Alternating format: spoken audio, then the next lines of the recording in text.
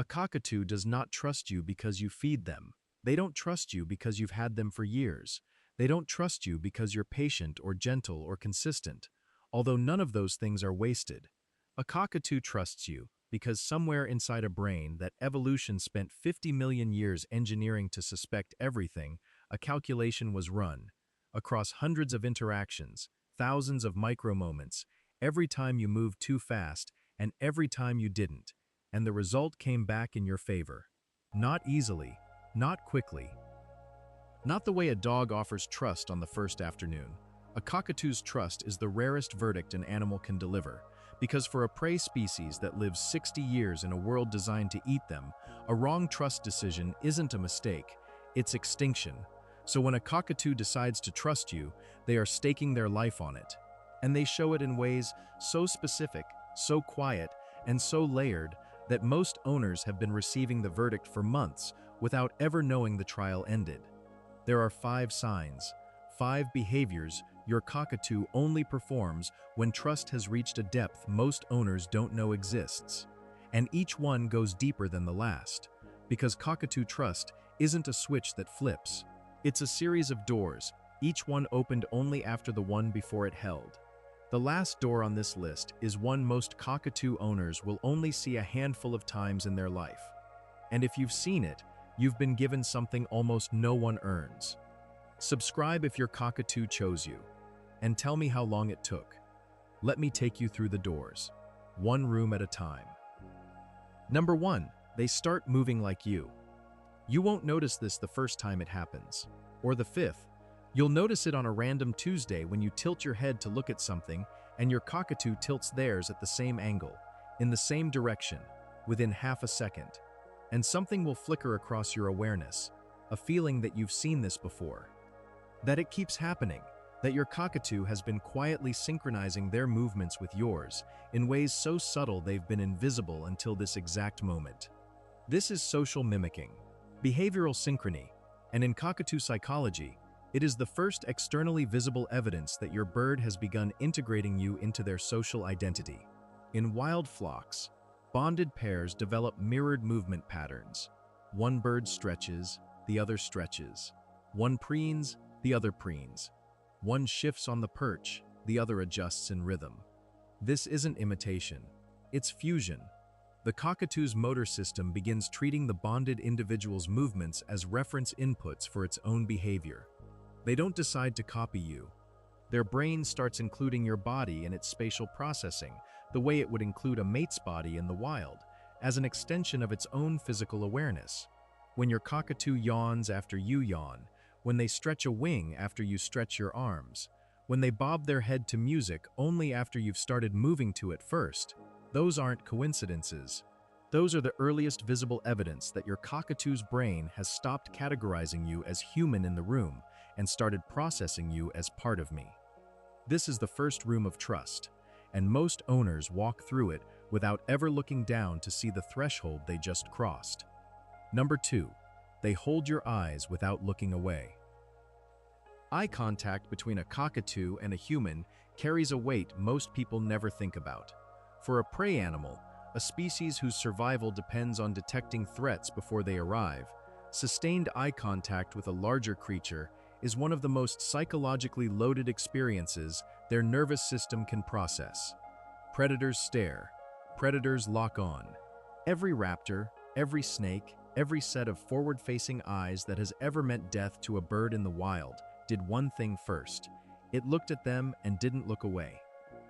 When your cockatoo meets your eyes and holds the gaze, soft, steady, without flinching, without turning their head to break contact, they are overriding one of the deepest survival algorithms their brain contains.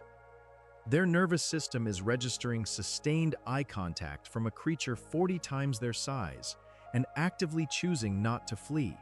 Not because they're frozen, not because they're habituated, because they have made a decision, conscious, deliberate, renewed every second the gaze holds, that the eyes looking at them are safe.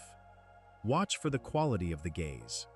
A cockatoo who trusts you holds eye contact with soft, slightly pinning pupils and a body that remains relaxed. Their crest stays neutral or gently raised. Their weight doesn't shift backward. They may blink slowly, the avian equivalent of a physiological sigh, a voluntary signal that their threat detection system has been overridden by recognition.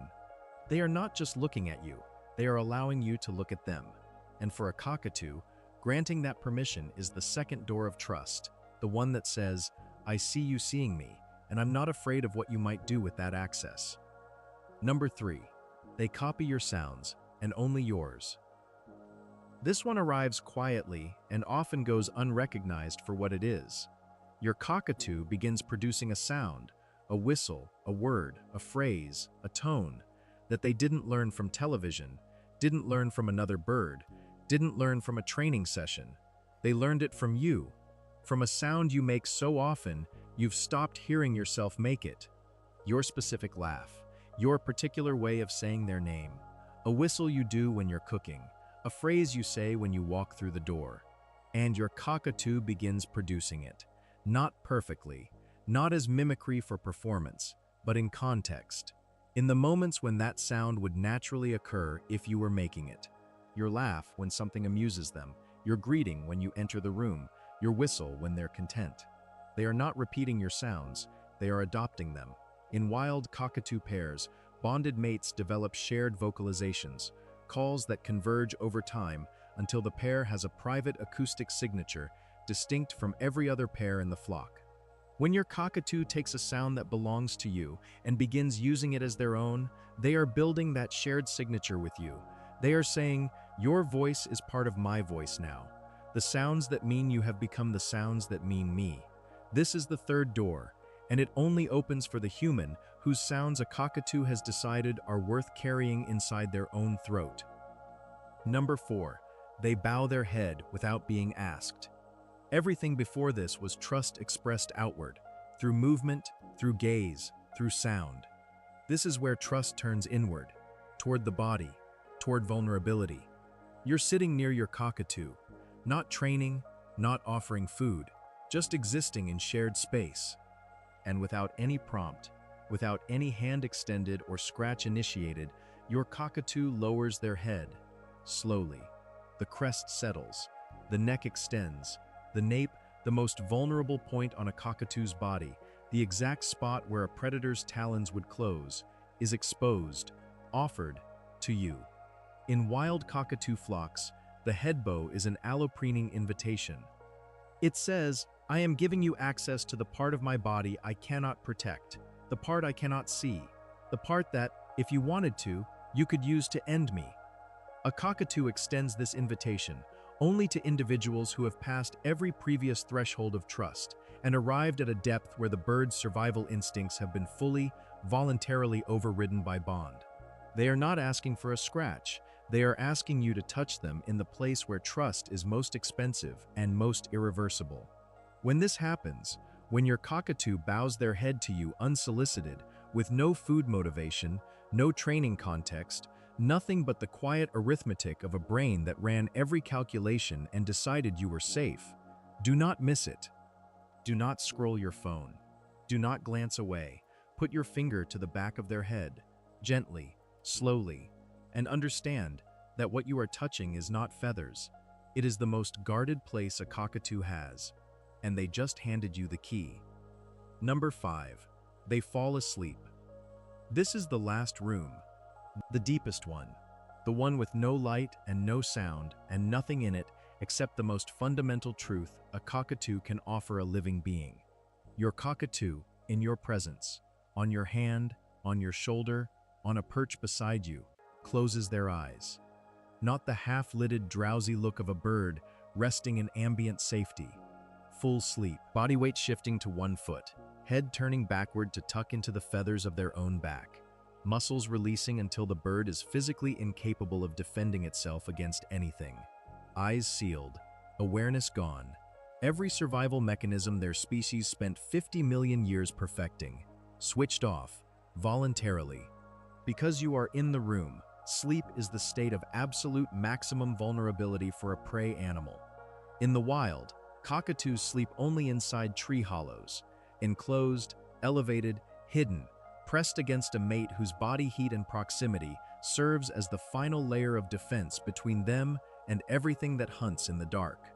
When your cockatoo falls asleep near you, they have taken the architecture of safety that evolution built for a mate inside a tree hollow and transferred it entirely onto you.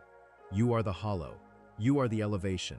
You are the warmth and the proximity and the presence that tells their deepest brain, the one that doesn't negotiate, the one that runs on 50 million years of survival data, that it is safe to disappear. If your cockatoo has ever fallen asleep in your hands, on your chest, tucked against your neck with their beak buried in your collar and their body gone heavy with unconsciousness, you have received the single most profound verdict a cockatoo's psychology is capable of producing. Not, "I like you," not, "I'm comfortable," not, "I've gotten used to you." Something closer to, "I will stake my life on the belief that you will still be safe when I open my eyes." No cockatoo gives this lightly. Most never give it at all. It cannot be trained. It cannot be accelerated. It can only be earned, silently, across thousands of hours of patience and presence and showing up without demanding anything in return, until one day their eyes close and they let themselves fall, and they don't check first whether you'll catch them. Because they already know. You didn't train your cockatoo to trust you. You can't. Trust in a cockatoo is not a behavior. It's a conclusion, reached slowly, tested constantly, withdrawn the moment it's violated, and rebuilt only if the evidence warrants it. Every door your cockatoo opened for you, every mirrored movement, every held gaze, every adopted sound, every bowed head, every closed eye, was a verdict delivered by a brain that gives nothing for free and remembers everything. And the fact that you're here, watching this, wanting to know if the bond is real, that tells me something about you too. You didn't demand trust. You didn't rush it. You sat in the discomfort of not knowing whether it would ever come, and you kept showing up anyway. Your cockatoo noticed that long before you noticed them noticing. The doors didn't open because you knocked. They opened because you waited. Like if your cockatoo has let you into a room no one else has seen, and subscribed so you keep earning every door that's still ahead.